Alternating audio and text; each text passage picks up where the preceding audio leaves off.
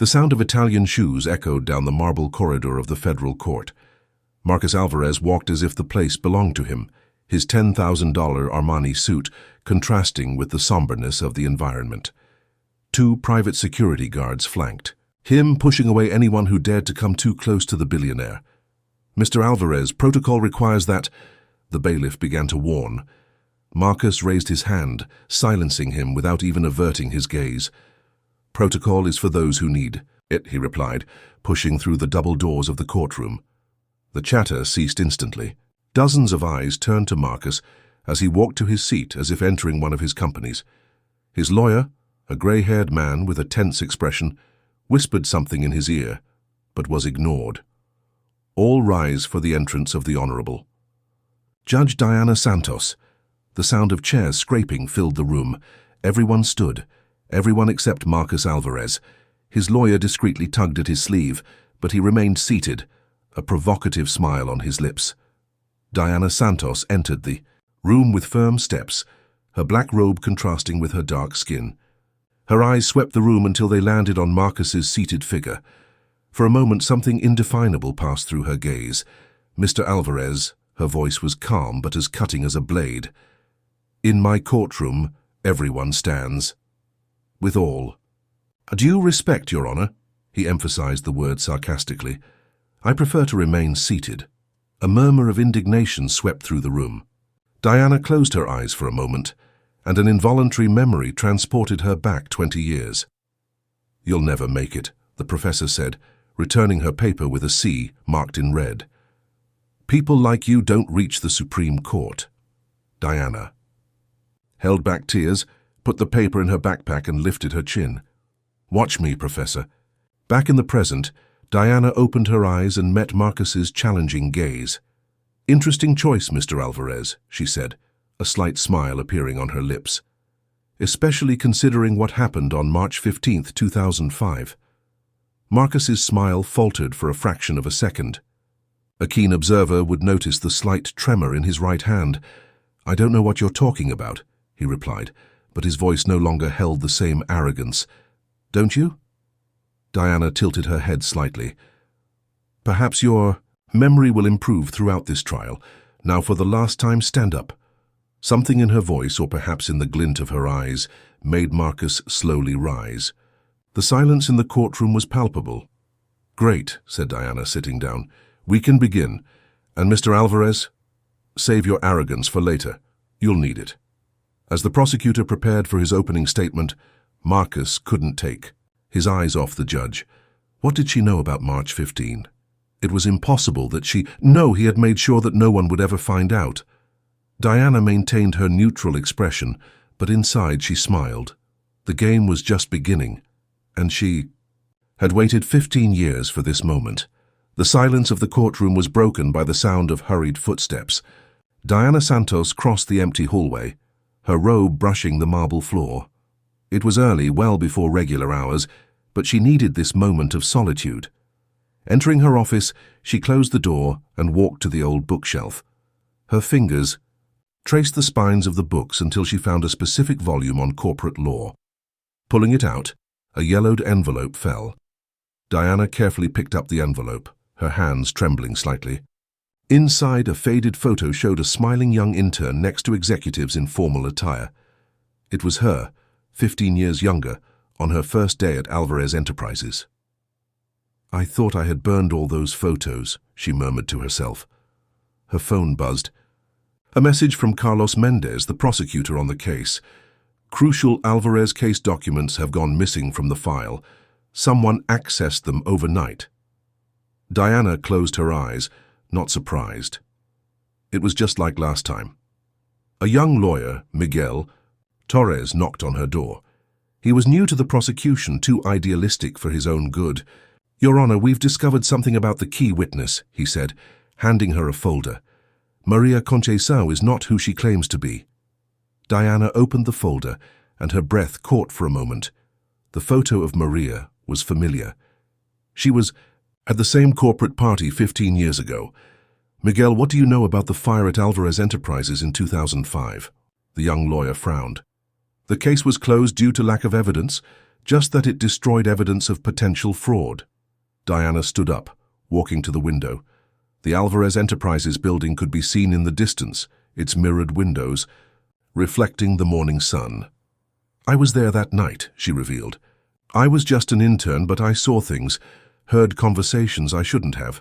Miguel stepped closer, intrigued. "Why didn't you ever mention this before?" "Because I promised someone I would keep it a secret. Someone who died a week after the fire." The sound of more footsteps in the hallway interrupted the conversation. Marcus Alvarez entered without knocking, his arrogant smile still in place, but something in his eyes was different. "Your Honor, we need to talk," he said, ignoring Miguel. Diana gestured for Miguel to leave. When they were alone, Marcus closed the door. "How did you get that photo?" he asked, pointing to the envelope on her desk. "What photo, Mr. Alvarez?"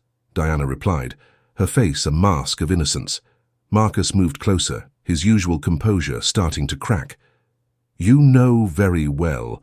The photo from the December 2005 party. All copies were destroyed." "All but one," Diana smiled softly. "The one your father gave me." Marcus's face lost color.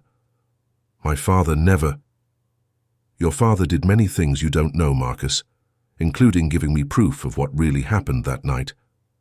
A knock on the door interrupted the conversation. It was Carlos, the prosecutor, holding a red folder. "Your Honor, we found this in the cold case files. I think you'll want to see it." Diana took the folder, but her eyes remained fixated on Marcus. "The trial will resume in an hour, Mr. Alvarez. I suggest you use this time to reflect on what your father really wanted." As Marcus left, Diana opened the red folder. Inside was a handwritten letter, dated March 15, 2005, starting with the words, "To my dear friend Diana, if something happens to me." She tucked the letter away in the drawer, her heart pounding. Marcus's father had foreseen everything, and now, 15 years later, his plan would finally begin to unfold. The clock on the wall read 9:45. In 15 minutes, the courtroom would be full again, and Diana knew that what she was about to reveal would change everything. But first, she needed to make one last call. She picked up the phone and dialed a number she had memorized years ago. "Maria, it's time. Bring the files." The sound of Diana's heels echoed in the empty courthouse hall as she walked toward the hearing room. The weight of the dossier in her hands felt heavier than ever. 15 years of meticulously gathered evidence were about to come to light. "Your Honor," Maria Conceição was waiting at the door, holding a brown folder. "I brought what you asked for." Diana nodded, taking the folder. "Are you ready for this? After 15 years? "More than ready." The hearing room was packed. Marcus Alvarez occupied his usual spot, but his arrogant demeanor had been replaced by a tense expression. His eyes followed every move Diana made. "All rise," the bailiff announced. This time, Marcus stood up immediately. Diana took her place and opened the first folder. "Prosecution, you may call your next witness. The state calls Maria Conceição." A murmur rippled through the room as Maria stood up. Marcus leaned forward, his hands gripping the table tightly enough for his knuckles to turn white. "Ms. Conceição," the prosecutor began, "please tell the court about your role at Alvarez Enterprises in March 2005. Maria adjusted the microphone. "I was the executive secretary for Mr. Roberto Alvarez, the defendant's father." "And where were you on the night of March 15th in the office, organizing documents with then-intern Diana Santos?" Silence fell over the room. Marcus abruptly stood up. "Objection! This is overruled," Diana cut in, her voice firm. "Please continue, Ms. Conceição." Maria took a deep breath. "That night we found documents that proved a massive fraud scheme. Mr. Roberto was gathering evidence against his own son." Flashback. March 15th, 2005, Diana was organizing files in the empty office when she heard raised voices. You can't do this, Dad?" Marcus's voice echoed down the hallway. "I can and I will," Roberto replied. "This company will not be used to launder money. You don't understand. There are powerful people involved." "Then let them come after me." Present, A. Week later, Maria continued, Mr. Roberto died in a car accident. Marcus stood up again, This is absurd. My father died in an accident. You have no proof. Diana opened the brown folder. Actually, Mr. Alvarez, we do. She began projecting documents on the screen. Financial reports, suspicious transfers, coded emails. But what made Marcus collapse into his chair was the last image, a photo of himself leaving the office in the early morning of the fire. Your father was not just a brilliant businessman, Diana said. He was a man of principles. And when he discovered what you were doing with his company, he decided to act. What do you know about my father? Marcus growled. Diana took a sealed envelope from her folder. I know what he told me in this letter written on the day he died. As she read the letter, Marcus's face grew paler. His father not only knew everything, but had documented every illegal transaction, every shady deal. But then an unexpected revelation made everyone in the room hold their breath. My son is not a bad man, Diana read. He is being manipulated by much more powerful people, people who now threaten his life if he does not cooperate. Marcus covered his face with his hands, his shoulders shaking slightly. Mr. Roberto had a plan, Diana continued. He knew he would be silenced, so he distributed the evidence among trusted individuals. I was just an intern, insignificant in the eyes of the powerful, the perfect place to hide the truth. Please, Marcus whispered, his voice broken. You don't understand the danger. Diana slowly closed the folder. I understand perfectly, Mr. Alvarez. Your father understood it too.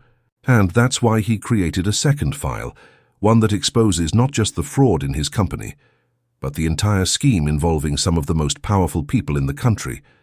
Marcus's face went even paler. You can't reveal this. They will kill someone, Diana finished, as they did with your father. The silence that followed was deafening. Diana picked up another folder, still sealed. The session is adjourned for today, she announced. And Mr. Alvarez, tomorrow we will discuss the real reason your father chose me to keep this information. As the room emptied, Marcus remained, seated, staring at the spot where Diana had been. For the first time in 15 years, he allowed himself to cry. The judge Diana Santos's private office was shrouded in gloom when Marcus Alvarez entered. Only a desk lamp illuminated the space, casting long shadows on the wooden walls. I want to know everything, Marcus said, his voice stripped of its usual arrogance. Why did my father trust you? Diana gestured to the chair in front of her. Sit down. This story begins earlier than you think. She opened a drawer and took out an old yellowed photograph. In it, 2 children smiled in front of a simple house. Do you recognize anyone? Marcus took the photo with trembling hands. This is my father. And this girl. Your mother worked as a maid in my parents' house for years, Diana revealed. Your father and I grew up together, playing in the yard while she took care of the house. The shock on Marcus's face was evident. Impossible. My father never mentioned it. Of course not. His family wouldn't approve of a friendship with the maid's daughter. Diana smiled sadly. But he never forgot his roots, Marcus, even after he got rich. A thunder rumbled in the distance, and the rain began to pound against the office windows. When I started as an intern at the company, your father recognized me immediately. He saw an opportunity to have someone trustworthy nearby, someone who shared his values. Values? Marcus laughed bitterly. What values? He built an empire. Yes, but with ethics. Something you've forgotten by getting involved with certain people. The silence that followed was interrupted by knocks on the door. The young prosecutor, Miguel, entered carrying a red folder. Your Honor, we found something in the old files about Mr. Roberto's accident. It wasn't an accident, Marcus interrupted, his voice thick with emotion. I always knew, but I never had the courage to admit it. Diana took the folder from Miguel's hands and dismissed him with a gesture. When they were alone again, she opened it. Your father knew he was being followed. That's why he left a trail of evidence, scattered among different people. The fire in the archive? That was a distraction. Marcus stood up, walking over to the window. The rain was now falling heavily, turning the city into a grey blur. They approached me a week after his death, he confessed. They said I would continue my father's work, whether I wanted to or not. At first it was small favors, then you became part of the scheme, Diana finished. I had no choice. There is always a choice, Marcus. Your father chose to do what was right, even knowing the cost. Diana stood up, walking to her bookshelf. She removed a book and from a hidden compartment took out a USB drive. Here's everything. Every transaction, every threat, every person involved. Your father documented it all. Marcus stared at the small object as if it were a ticking bomb. If this comes to light, powerful people will fall, Diana finished, including you. Then why didn't you use this before? Diana smiled, a sad and knowing smile. Because your father asked me to wait. He believed that one day you would find your conscience again. At that moment there was a new knock at the door. It was Maria Conceição, pale and agitated. Your Honor, they found out. I just received a warning. They're coming. Marcus turned, pale. No, not here. Diana remained calm, tucking the USB drive into her pocket. We were expecting this. Your father's plan included this moment too. What plan? The one that made him trust me to guard this information. Marcus, it's time for you to decide. Do you want to be like your father or like the people who killed him? The sound of footsteps in the hallway made everyone freeze. Marcus looked at the door, then at Diana, and finally made his decision. Tell me what to do, he whispered. Diana smiled, this time a smile of true hope. First, we need to make a call. There are people who have been waiting for this moment for 15 years. The rain continued to fall outside, washing the city as a new story began to be written inside that office. The storm had passed, leaving a heavy atmosphere over the city. Diana watched through the window of her office as the first rays of sun struggled to break through the remaining clouds. In her hands, she held Roberto Alvarez's last letter. Dear Diana, she read quietly, if you are reading this, it means the plan worked. Marcus is finally ready for the truth. The door opened, and Marcus entered, looking like he had aged years overnight. The files you requested, he said, placing a box on the table. 15 years of transactions, all the evidence my father tried to protect. Diana nodded, opening the first folder. You know what this means, don't you? That I'm going to prison. Not necessarily. Diana looked up from the documents. Your father foresaw this too. She pulled a sealed envelope from her drawer, the last piece of the puzzle Roberto had left. This is a confession, she explained. Your father took responsibility for all the initial operations, protecting you legally. But there's a condition. Marcus frowned. What? You need to fix everything, every penny misappropriated, every person harmed, and more importantly, you need to expose the real criminals. The silence that followed was interrupted by the phone. It was Maria Conceição. There, moving, her voice trembled. I just received a direct threat. Diana looked at Marcus. It's your decision now. What will you do? Marcus closed his eyes, remembering his father. What do I need to do first? Diana smiled, picking up a red folder. We start with this. Do you recognize these names? The list contained 12 names, all powerful businessmen. Marcus turned pale as he read them.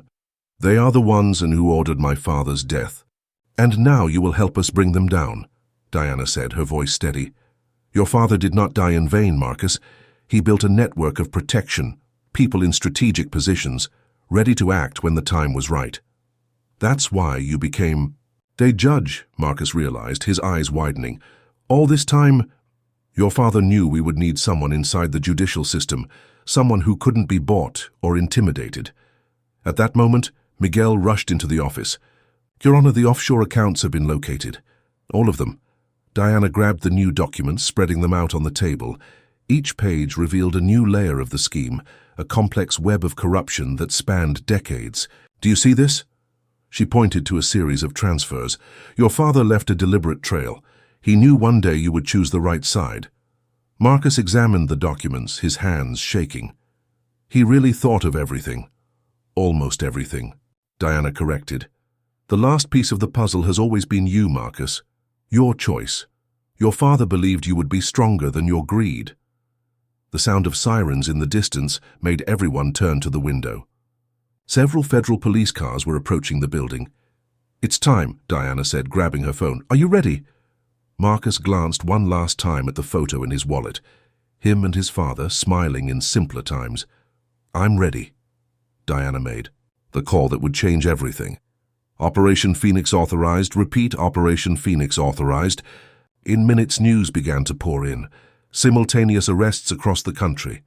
Powerful businessmen being escorted from their offices. A decades-long web of corruption collapsing like a house of cards. "Your father would be proud," Diana said softly. "Watching Marcus sign his confession and cooperation agreement." "Why did he trust you so much?" Marcus finally asked. Diana smiled, holding the old photo of two children playing. "Because he knew some friendships are stronger than money. And that some people never forget where they came from." The truth was finally coming to light, but this was not just a story of justice. It was a story of redemption, of choices, and of a father who never stopped believing in his son. And as the sun finally broke through the clouds, lighting up the city, Diana Santos knew her mission was almost complete. Almost. The courtroom was packed on the day of the final verdict. The tension was palpable as Diana Santos took her place. Marcus Alvarez, now visibly transformed, sat with a quiet dignity that contrasted with his former arrogance. "Before I pronounce the sentence," Diana began, "there is something that needs to be shared with this court." She opened a golden folder, the last one Roberto Alvarez had prepared. This folder contains the true extent of Mr. Roberto Alvarez's plan. It wasn't just about exposing corruption or saving his company. It was about redemption. Diana projected a series of documents onto the screen. They were records of anonymous donations, secretly funded social projects, scholarships for underprivileged youth. For 15 years, while building his case against the real criminals, Roberto Alvarez was also creating a legacy of hope. Every penny diverted by the corrupt was secretly directed towards social work. Marcus looked at the documents, silent tears streaming down his face. He had never known this part of the story. His last project, Diana continued, was to create a foundation, an organization dedicated to providing opportunities for young people from underprivileged communities like I once was, and he left specific instructions on who should lead this foundation. Her eyes met Marcus's. "Marcus Alvarez, your father believed you would find your way back, and when you did, you would be ready to carry on his true legacy." The buzz in the room intensified. Diana raised her hand, requesting silence. "Given your crucial collaboration in dismantling one of the largest criminal organizations in the country, and considering the evidence of coercion presented, this court sentences Marcus Alvarez to 5 years of probation, with the obligation to fully dedicate himself to the Roberto Alvarez Foundation." The room erupted in comments. Marcus stood still, processing the meaning of those words. Diana continued, "Moreover, all assets recovered from illegal operations will be directed to the foundation, ensuring that the harm done by some transforms into opportunity for many." When the gavel struck, sealing the sentence, something shifted in the air. It wasn't just the end of a case, it was the beginning of something new. Months later, Diana visited the newly inaugurated headquarters of the Roberto Alvarez Foundation. Marcus welcomed her in the office that once belonged to his father. "You know," he said, "I still don't understand how my father predicted all this." Diana smiled, looking at the photo of the two children playing, now framed on the wall. "Your father knew that some people need to lose themselves to find themselves, and that true power isn't in money, but in the ability to transform lives." In the foundation's courtyard, dozens of young people were studying and dreaming of a better future. Roberto Alvarez's legacy was finally being fulfilled, not through a business empire, but through the change he always believed was possible. True justice, Diana reflected, is not just in punishing the wrong, but in creating opportunities for the right. Marcus nodded, finally understanding what his father had always known, that true wealth lies in transforming lives. And so, as the sun set over the city, the story that began with an act of defiance in a courtroom ended with a lesson on redemption, justice, and the transformative power of a father's love. Diana Santos, the judge who was once underestimated, had fulfilled her promise. And Marcus Alvarez, The billionaire who learned to kneel before justice found his true purpose. Roberto Alvarez's legacy lived not only in the documents or the courts, but in the smiles of the young people who now had a chance to change their own stories.